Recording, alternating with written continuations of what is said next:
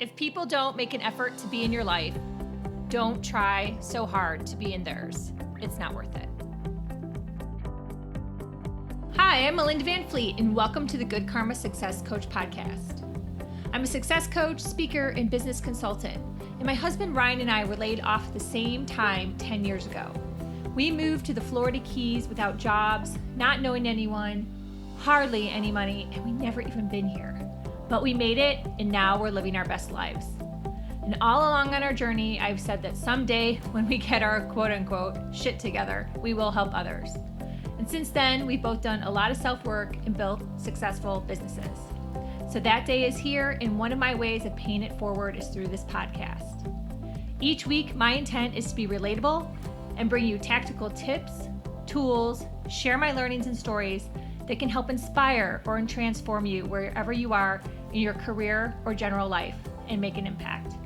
I strongly believe that if I can do it, you can do it too. So what's stopping you? Welcome to episode 52.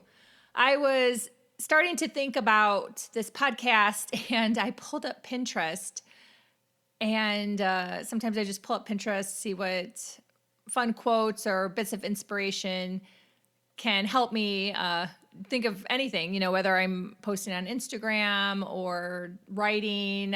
Pinterest is just such a great site that I've gotten to know a little bit better these past couple months. And that's where that quote came from. It was the first pin that appeared in my feed. And I want to give credit actually to the person who posted that. Her name is Diana Brostone. And it's just kind of funny, I guess, when you are asking for inspiration and you ask the universe for help, the universe definitely can deliver. So I'm giving credit also to the universe for putting that quote in my feed, my Pinterest feed. So this week, I really want to talk about kindness, talk about expectations, talk about sharing and collaborating, and how you feel if that person doesn't share or collaborate back. It's something that Ryan and I talk about a lot in our household. It's definitely something that is commonly discussed. How do you protect your energy? How do you know when to move on from somebody? How do you evaluate when you have been kind to them, when you have shared, when you have attended their events, when you have given them business ideas, when you have given them lots of fishing tips like my husband does with Good Karma Sport Fishing? And how do you evaluate that, this is a one-sided relationship and I need to protect my own energy and also my time. That is just so valuable. We don't get our time back. You can get money back, but you can't get time back. And that's so important to recognize. When do you decide to walk away? When do you decide to say, this person, they're not going to change, and it's unfair of me to expect them to change. So that goes in the bucket of managing your own expectations.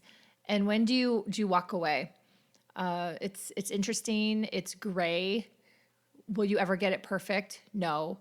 But you need to recognize these things and make decisions where you feel good, where at the end of the day you feel good and you're like, that's okay that I don't talk to that person anymore. That's okay that I don't try to share their information anymore or go to their events or send them an email, see how they're doing. It's okay. It's okay to walk away. This week I was on the road. I had to drive up to Naples for work, and I listened to a book that I've heard about a million times before. And normally I buy a book right away when I hear the title of it. I'm kind of obsessed crazy like that in terms of learning and reading. But this one I hadn't bought yet, and I guess everything happens at the right timing. And the book is called The Go-Giver, and it's by a gentleman who's very popular. His name is Bob Berg, and I have communicated with him a little bit on LinkedIn. I think I follow him as well. And I heard about him first through Cloris Kiley, who I mentioned last week. The book is a parable. It's a story, and it's really awesome. I finished it in, I think it took me like 2 hours, but I do listen at a fast pace on Audible. and also podcasts. So it might take a little longer if you listen at a normal pace. But it's a parable with a lot of different stories weaving into this man's journey about how he wants to improve his business. And he ends up being mentored by someone who believes in paying it forward and sharing value. So it's a really great book. I highly recommend it. The one thing that's the challenge of it is, and they do talk about it at the end where they have some Q&A, is, when do you realize you're just the one giving? You're just the one giving and giving and giving. So I love the book, but I think also too, there is a reality check, especially if you're a giver like Ryan and I, we're both givers, we're both wired this way, that you do have to have a reality check and protect your time and energy. I assimilate it like if you are in a relationship, whether you're married or not, and one of you is doing everything. You're doing everything around the house. You're cooking, you're cleaning, you're taking care of the children, you're taking care of the pets, you take out the garbage, you are picking up the laundry that's laying on the floor, and your partner is doing nothing all day. They are doing nothing all day but sitting on the couch. How does that make you feel? Probably pretty shitty. And it might take a while to get to that point. You might be just doing, and you're okay doing. But eventually you need that partner. You need the partner. You need to share in responsibilities. You need to collaborate. You need a partner. So eventually you either need to have the discussion and communicate and get it to more of an even playing field or some type of understanding. Maybe that person just will never be like that. And then you have to decide if you're going to be okay with that or not. And maybe for me, that example hits pretty close to home. My mom, when I was a kid, really dominated our household and always was asking my dad to do this or that, take care of this, pick up that. And I always feel like he was never appreciated. And I would watch that growing up. And you know what? Sure enough, they got divorced when they were 60 years old. And most people, when they're 60 years old, they still stick it out. But they did get divorced, which was actually a really good thing. And one of the main reasons, I remember talking to my dad about this, was he just never felt appreciated.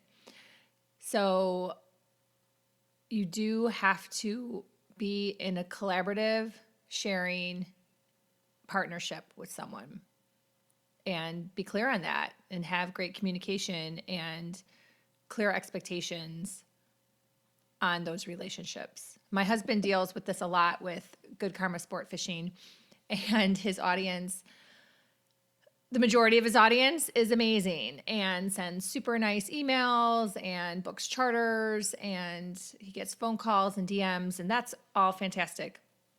But you know what? Once in a while, there's this just rotten egg that sends him a DM or an email, and it's just asking for more information without saying anything nice, without saying anything kind, without saying thank you, without offering something in return. It's pretty amazing. So those people do exist out there, those people that are just takers.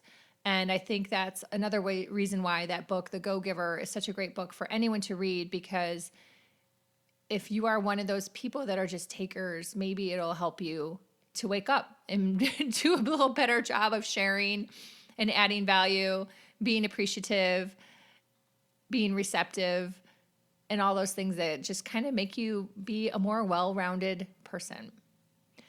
So I was really thinking about this topic and really doing the deep dive when I was working on prepping for my meetup this week, which is Share the Good Vibes Meetup. It is in Isla Mirada in the Keys. So I do realize a lot of people listening to this podcast don't live in the Keys, but I also have a Facebook group called Good Vibes, and it's just meant to be a positive community. It's fairly new. I only started the meetup in November, but if anyone is wanting to join the Facebook group, that would be awesome. Again, it's called Good Vibes. And I was looking at some of my notes and ideas that I had written down from last month's meetup, which was on kindness. So it kind of fit with this podcast, and I wanted to just share some ideas in regards to kindness that are just simple ideas. And for the most part, I think all of them that I wrote down were free. Not all of them, but for the most part. Yep, I'm just looking at them again. One is pick up a piece of garbage.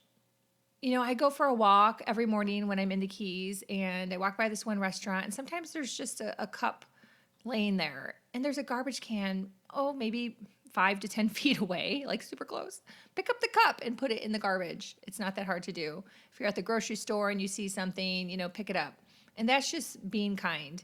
That's being kind to the environment, being kind to the store that you're at. If it's someone's yard, it's just a way to easily show kindness. Another one is saying hello or smiling at someone as you pass them by. We pass by people all day long. And it's so amazing, the percentage of people that do not smile or say hi. It's crazy. Think about it. Think about it next time you're at the grocery store. If you go for a walk in the morning like I do, I always try to smile and say hello to somebody as I pass them. They might not respond back. This morning, this little girl, she was running, and she kind of grimaced at me, but whatever. Maybe, who knows what's going on in her head. Maybe she's having a bad morning, or maybe she wasn't even paying attention, which is totally fine. But I still do it. I don't care, right? Tip generously. This one gets me every time if I'm with someone and they are not a good tipper.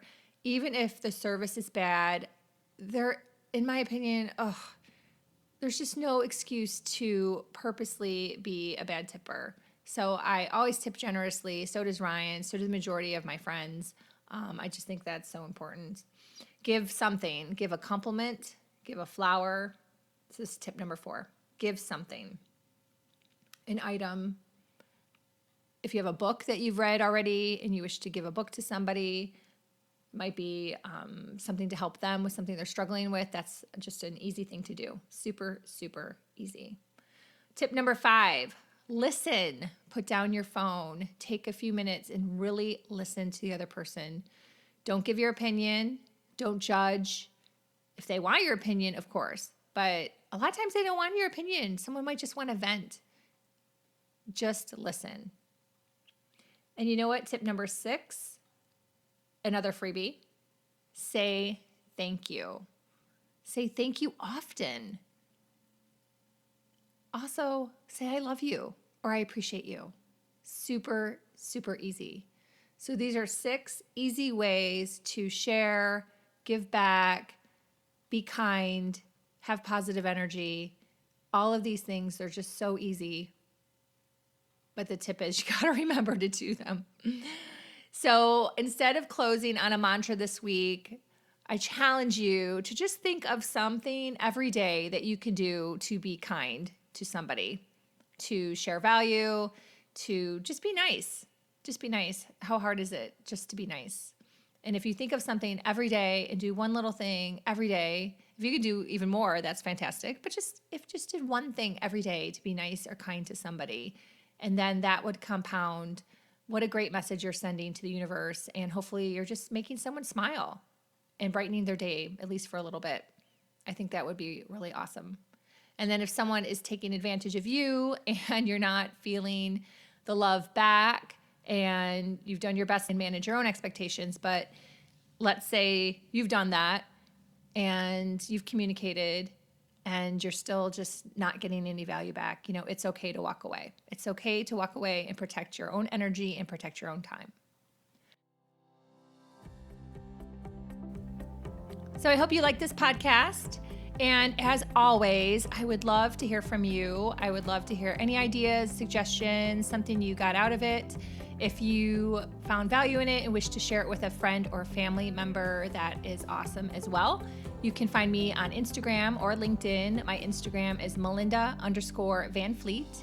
And you can always email me at melinda@melindavanfleet.com. So until next time, be grateful, be curious, always be learning, and you know what? Have some fun too. Thanks for listening.